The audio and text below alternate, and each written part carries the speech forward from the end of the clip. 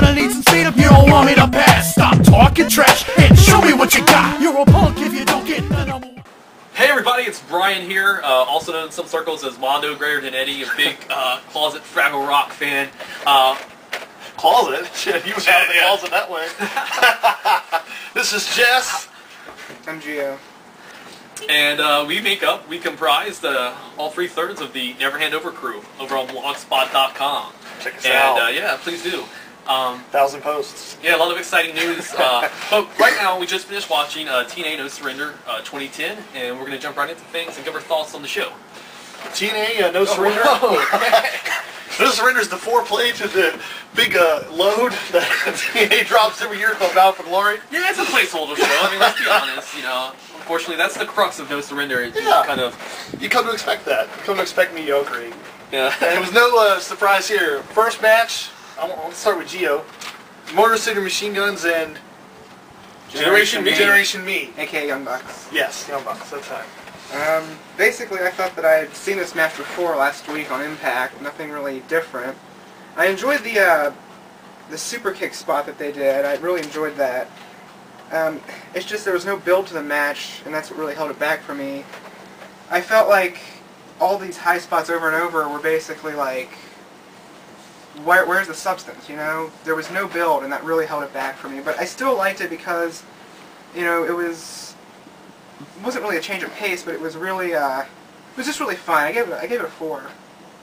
It was like the bread and butter of both those two teams. A couple of things I pulled out of it. Alex Shelley, always fun to watch. A lot of nuance he had, a lot of good selling he did. Super kick spot, I was just thinking, I had just seen this like 2 weeks earlier at some other show. But it worked then, it looked decent here.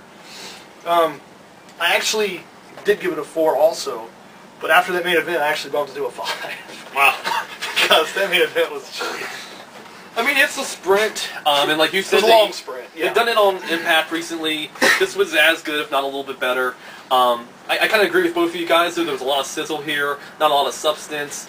And the problem I have with this sort of thing is that why it's fun to watch, especially for the ADD audience,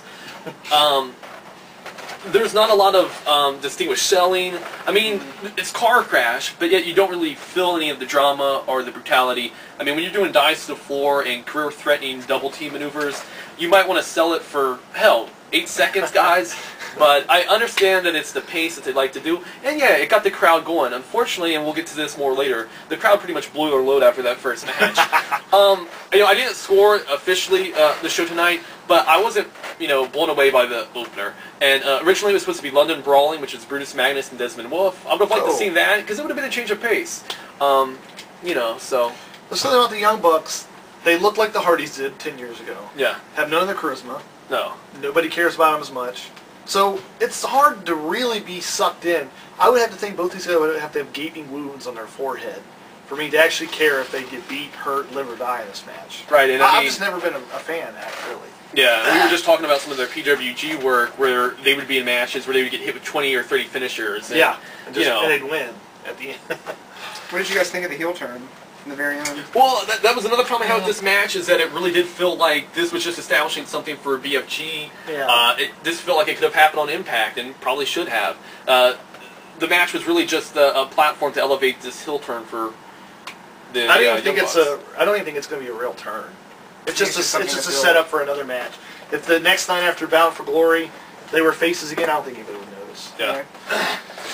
Wouldn't put it past them. Second match, Sabu, Douglas Williams. Wow. Ex-title. You know, strangely, you know, it's getting close to Halloween. Maybe we had some of the Witch's Brew, but we were all like looking forward to this, and I don't know what it was. Yeah, well, I don't know why we. The novelty. It's the novelty. I think. I mean, Sabu looked awful here. Not that he's had a lot of great performances in years past. I mean, Drake Younger, you know, Friday Night Mid-South was decent.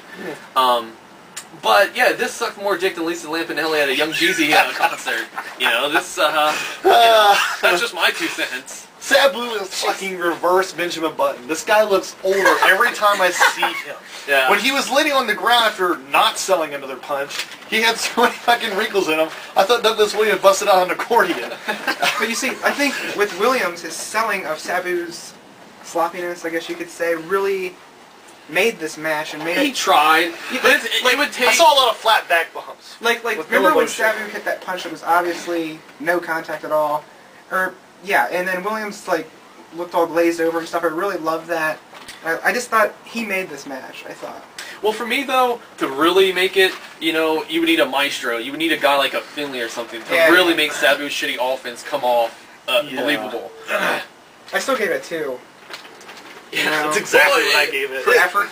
Yeah, it was a train wreck, and then once it went off the rails, it was just became the feel-good, you know, comedy of the summer. Because we were just laughing our balls off. Move over, get him to the Greek. Yeah. Should I'll get writing credits for this? Maybe for that plancha that Sabu missed. What's next? Third up is our only women's match. Madison Rayne and Velvet Sky. You guys talk. This is complete shit. Yeah, this is awful. Madison Rayne is just... You know, we should probably like her more. She comes from about 25 minutes north of here in Dayton. To me, you know, she doesn't do a lot for me in ring, and to be quite honest, you know, on the surface level, she doesn't do a lot for me in the physical appearance. You know? I wouldn't give her $15 for a striptease. Yeah, you know. No, Velvet, on the other hand, you know, she laid in a couple shots, which, Yeah, I kind of like you that. know, a couple back elbows and stuff. The finish, though, came out of nowhere, and, you know, I hate to play fantasy booker, you know, I tend to detest that, but honestly, that was my first reaction. It was, why didn't the Hill go over here? Because obviously this is leading into, again, BFG or something down the road. Yeah. But that's just nitpicking. The finish was flat. It was like a DDT out of nowhere. Yeah, I mean, isn't that Raven's move? Yeah. Has he been training Velvet Sky? Hey, Secretly? maybe. I mean, There was no substance to this match. Yeah. well, the thing is, they probably were put in the ring because they are women. We have to have a match. They were probably given no direction. This match never really even took off because no one really cared about it. Yeah, Not even the women. There's no Trey Malenko or Arn in the back as agents here. I think No. you've got fucking Simon Diamond and, you know. And I was a little distracted by Victoria in that cat suit outside. Yeah, I that gotta leather admit. jumpsuit. Yeah, You know, okay. But yeah, it sucked. I dropped a 3 on that one actually. Really? Okay. Yeah, it was better than Sabu, I guess. It was Well, next up was Rhino vs. Abyss, Falls Count Anywhere.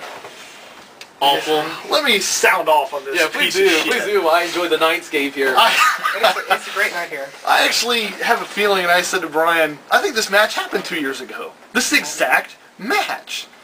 It was just a random brawling of punches, like it could have happened outside a bar up in Mount Adams. Abyss forearm punches. Oh, God. It's like he's trying to wipe like a fucking dead fly off his arm or something. I thought it was like What'd corny, you- yeah. campy and jokey and almost like a Three Stooges episode. With the What about the underneath the wall? that was the- Get out of here. Oh yeah, the stage, the entrance ramp, they went underneath it, and the camera pulled away, and then you have Mike Tenay trying to sell on audio. What? We Wait a can minute. hear them fighting underneath us. So stupid. Because we believe that you still have your hearing. Yeah. You old fat. Yeah, you senile. I thought it was terrible. The Yeah, finish it was- I could have predicted before the bell even rang. What did these guys really show us? Did they do anything different? They'd not done a TNA before. I no, think the mic's under there. no, not at all. Yeah, that's the problem. I mean, going into it, we kind of knew, you know, we had low expectations, tried and true, you know, been done before. Did they try to, you know, surpass our expectations? Fortunately I just can't help but think like how bad would this have been being a regular match? At least we had some kind of And if you're gonna have a brawl, at least have two dudes that can punch. yeah, you know? really. Yeah. So yeah, it was bad. Another 3 for me. And I give that a 2. Now we I switch like that. gears a bit. First half of the show, you know, for some reason today, I don't know what it was. I woke up kind of really looking forward to coming out and watching the pay-per-view tonight. And the first half of the show, I was feeling kind of bummed out. The second half, it picked up a bit. Yeah, I think. With this match. I would agree. Yeah, what is this, 5th match? Yeah, we have Jarrett and Joe versus Sting and Nash. You know, they're the old guys. They're getting up there. They're not as fast as they used to be.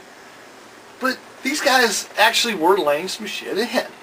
Jarrett took a couple nasty shots. Yeah. They Even could with tell- surprise. That was how you knew. Yeah. They caught him off guard, you know? Like the text message he found of his daughter's room. But Joe, let's talk about Joe in this. Joe's intensity was top level. Yeah. I loved his Pele kick to Sting and Sting's selling of that was Yeah. Yeah, it was. top-notch selling by Sting, I thought. That's all I really have for Joe. But, continue, yes. What do you guys think about Joe? Joe looked good, but he didn't get a lot of in-ring time. You know, Jarrett was the guy who really surprised me. Right. I mean, He was the workhorse. It's a dime a dozen to get on the internet and find people that hate Jarrett. I think people are starting to come around a bit, more on him. And I gotta say, he kind of won me over in this match. He was in the ring for the majority of the time, and he kind of went balls out. He did. His desperation selling, trying to get that hot tag to Joe was... Yeah. But yeah, Joe, really his hot tag really worked. And Nash, took a couple shots. He was in the ring a lot. Sting, looked a little bit better than he has in recent memory. He still needs to lose the shirt. Tommy Dreamer, it's okay that you can do that. You're a flabby white man from the suburbs. But Sting, we expect better from you, bro. I mean, Venice Beach, dude. Yeah, hit the gym. Didn't you elect Zona Gold's gym, prick? I mean, you lose your membership card. And lose it, man. So no, but I actually, secretly this is one of the matches I was most looking forward to, and I enjoyed it. For some reason, made me want to see Sting Jarrett in a singles match. Yeah, let's get that. And there's no reason in the world 2010 should be the year that should happen. I thought Kevin Nash's selling was great. Like, when Jarrett throws his punches, throw your arm back. Yeah. And he was on cue. And when he was on the apron, they got a camera shot of him, and he was very intense. Really emoting. His apron work was good. Well, that's the thing about Nash. I noticed a few weeks ago there was a match on Impact. Him and Jarrett had, 2-3 minute match. The thing is, Nash can make the little things meaningful. I'm not his biggest fan in the world or anything, but I mean, he can make a punch look better than any of the guys in the X division, and that's a trick of the trade. It's a lost art. Yeah, I agree. I give that a 5. I did too. Now the next match was also quite fun. It was Tommy Dreamer and AJ Styles in an I Quit match, and I think I pegged it pretty well while we were watching it. This really works to Dreamer's strengths. I saw some of his matches recently in Chikara from earlier this year. Him running the ropes doesn't look good. He's hobbly. He's got those bad knees. His wheels are shot. Here it's a methodical, violent brawl. Weapon shots were top-notch, top shelf. But, I mean, some of the stuff looked really nasty. He did a crossface with a broken kendo stick over AJ's face, which was one of the best visual moments of the entire event. Yeah. And then AJ's nose being pressed up against his face with a camera. AJ did the atomic drop and dropped, Dreamer balls first. Which, I mean, if you've seen his kids, he doesn't need any more of those ugly bastards. Oh, my. I didn't say that.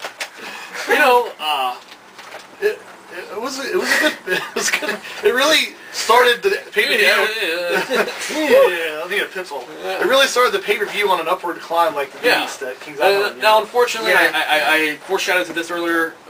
The crowd at this point, as the action really picked up, and here in the living room, we started getting more and more excited. Yeah. The crowd really simmered down, and it's to their own detriment because this match was it delivered.